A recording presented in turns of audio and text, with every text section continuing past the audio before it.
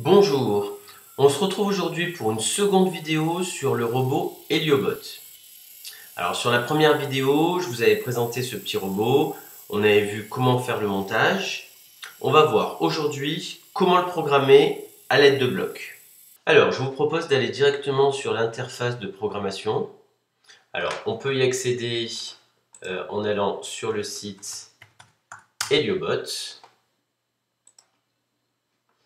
On retrouve un onglet ressources et on y a accès ici, Helioblock. Voilà. Alors je vous mets le lien pour ceux qui voudraient y accéder directement. Cette interface se décompose en 4 parties.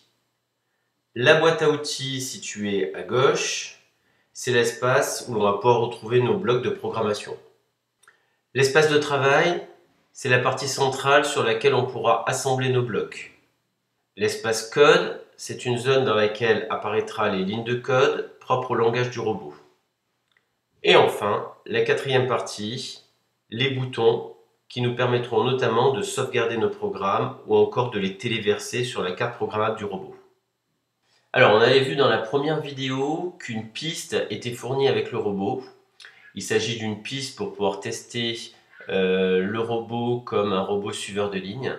Donc j'avais envie aujourd'hui de pouvoir faire un programme pour mettre le robot en mode suiveur de ligne. Alors, pour permettre au robot de suivre une ligne, on va tout d'abord poser des conditions. Je vais demander au robot de faire appel à son capteur suiveur de ligne et de me dire si une ligne a été détectée, faire telle action, avancer, tourner à droite, tourner à gauche. Donc j'utilise ce bloc si, sinon. Je vais à l'intérieur pouvoir du coup faire appel ici à suiveur de ligne et mettre mon capteur ou la réponse à mon capteur. Si une ligne est présente, on va commencer avec le milieu. Si une ligne est présente au milieu, je vais lui demander d'avancer. Donc je vais chercher dans mouvement le bloc se déplacer vers l'avant. Voilà. J'ai ensuite besoin soit d'aller à droite, soit d'aller à gauche. Et là, il me reste juste une possibilité. Donc, je vais insérer un deuxième bloc condition, si sinon, à l'intérieur du premier ici. Si une ligne est présente au milieu, je me déplace vers l'avant. Sinon, si une ligne est présente sur le côté, etc. Donc je peux dupliquer un bloc en faisant un clic droit dessus, dupliquer, et je viens insérer ici un deuxième capteur. Si une ligne est présente cette fois-ci sur le côté, à droite ou à gauche. Donc ici on s'aperçoit qu'on a au milieu gauche ou à gauche, au milieu droite ou à droite. J'imagine que au milieu gauche, ça veut dire que c'est détecté par le capteur central, mais également par le capteur de gauche. Et à gauche, j'imagine que ça doit être détecté uniquement par le capteur de gauche.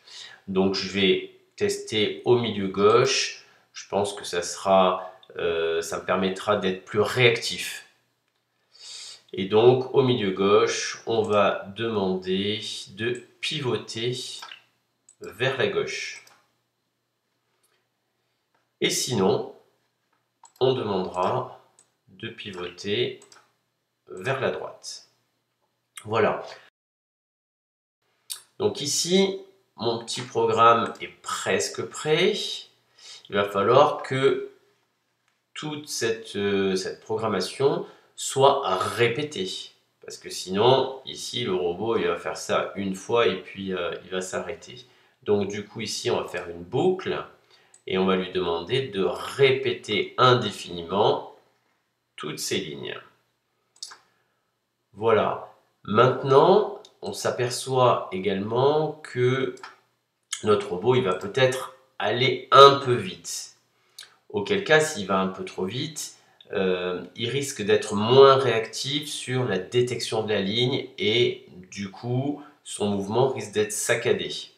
Donc j'ai la possibilité ici dans mouvement de modifier la vitesse.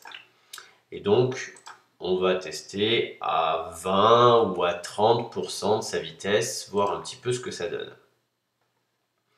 On peut s'apercevoir aussi que les capteurs peuvent être plus ou moins sensibles. Si vous avez une piste tracée en noir sur un fond blanc, le contraste est peut-être suffisant.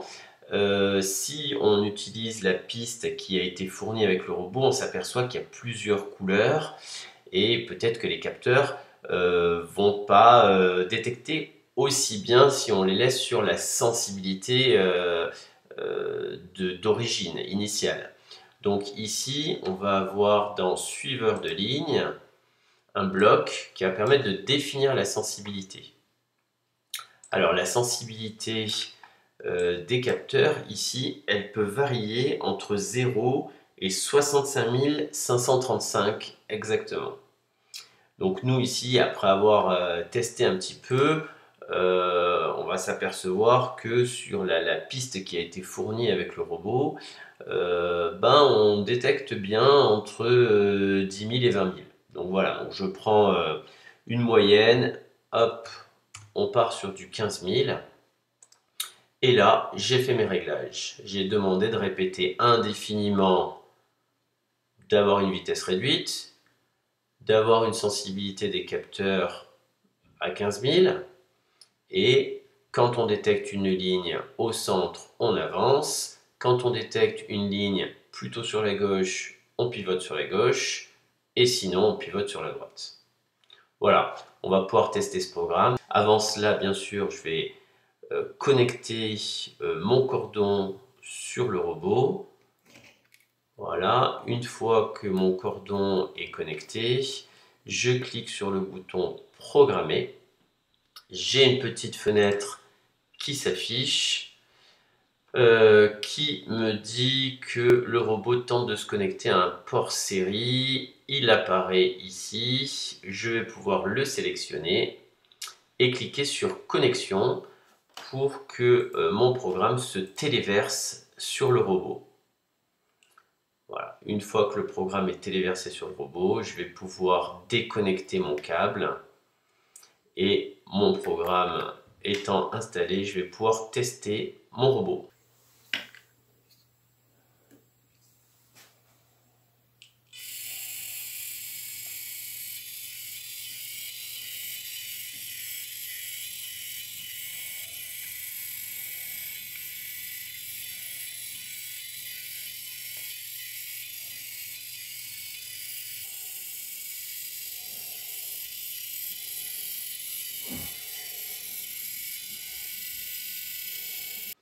Voilà, je reviens maintenant sur l'interface de programmation. Je vous avais parlé tout à l'heure de l'espace code ici à droite. On s'aperçoit qu'on a des lignes de code. Ces lignes de code, elles correspondent en fait à ce que l'on a programmé sous forme de bloc qui a été traduit dans le langage que le robot Helio va pouvoir comprendre. Voilà. Donc, je vais refermer cette partie code.